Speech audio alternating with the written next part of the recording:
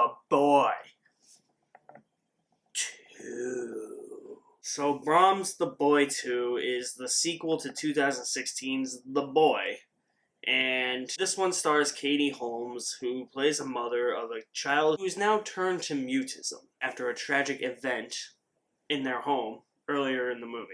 They decide to help that child out and move to this prestigious mansion where a previous murder occurred because they're idiots, and he comes across this doll who says its name is Brahms, and strange things start happening with this doll around.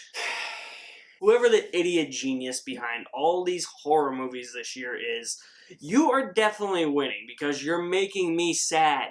Okay, I'm crying. This is another boring horror movie that doesn't do anything. It's very boring, it's very lazy, it retcons its own lore from the first movie, and has an insane plot twist at the end that just comes out of nowhere and makes no sense. This entire movie defies logic.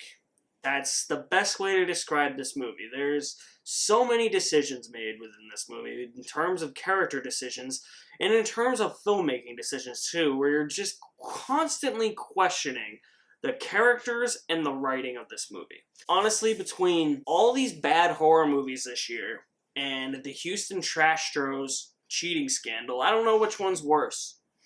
I have not enjoyed a single horror movie yet this year. The Lodge was okay. There's probably another one mixed in there somewhere. I have no idea. But this whole string, The Turning, Fantasy Island, The Grudge, this movie, they just have nothing to offer in terms of scares. The best they can do in terms of scares in this is have somebody standing behind a character in the distance, in shadows, and think that's scary. And then there's also a scene where a teddy bear is ripped up and his stuffing is ripped out. That's their attempt to scare you. This movie became unintentionally hilarious at points, like this point where Katie Holmes is literally trying to talk to the doll and she's trying to scare it. I died laughing. Honestly, this movie is so boring that what I'm about to say is probably going to get a lot of negative feedback, and I don't condone this behavior in a movie theater at all. But I used my phone in this to live tweet during this movie. You know why? Because I was the only one in the theater. If you're the only one in the theater, feel free to go on your phone whenever the hell you want. If there's at least a decent crowd or some people sitting next to you, or if there's others in the theater, don't go on your phone. But I did it because I was just bored with this movie. It doesn't have anything good about it. It just doesn't offer anything in terms of scares or anything you expect from a horror movie in here. It's just lazy writing with character decisions that make no sense, and you just question how these characters are even people in the first place. Like, how are these parents of this kid not questioning anything he does? It takes them about an hour and 10 minutes into an hour and 26-minute movie to actually realize something is happening. And then there's a huge plot twist that totally retcons all of the lore from the first movie, and it's just this big giant exposition dump, and the entire explanation makes no sense. I have seen stencil graffiti with more depth than this movie. I don't really know what to say about The Boy 2. It's supposed to be a creepy doll movie. If I'm gonna watch a creepy doll movie, I'll watch Annabelle Creation or Annabelle Comes Home, or the beginning of The Conjuring. Anything. I guarantee you anything is better than this movie.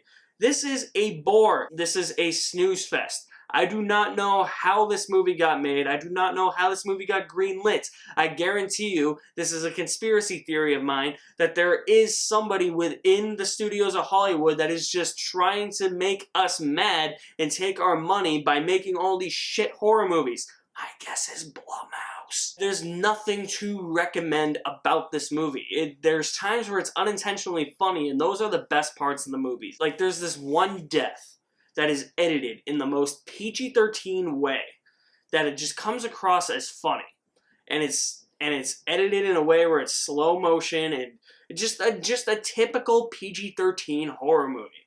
Nothing happens throughout the first half to 2/3 of the movie, and nothing when it gets somewhat going in the last 15 minutes. Even then, it's not even interesting. You've lost all interest because it's a very uneventful movie, and there's nothing in here that has scared you. The scares are so cheap, the jump scares are so cheap, they're not staged in a way that will scare you. They're staged in a very sloppily way that you know exactly what is coming.